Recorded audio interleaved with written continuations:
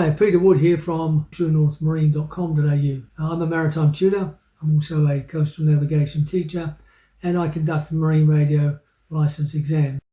So as an invigilator, my job is simply to oversee the exam process. Getting a marine radio license is not difficult.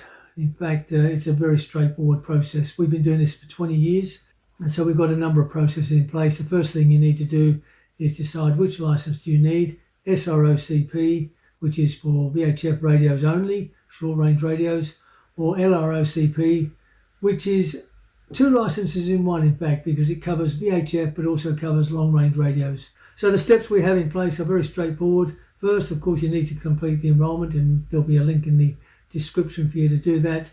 Once you've completed the enrolment, we will send you access to some training pages where you will find exam questions very similar to the ones you get in the final exam. The short video just to demonstrate how to turn the radio on, adjust the squelch button, etc.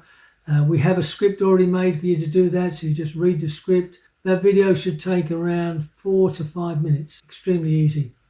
So they're the steps. Once they're done, we send an application off to the Office of Maritime Communications, and we will register you then for a final exam. That's the process for getting a marine radio license. Just 2 or 3 steps, and basically you're there.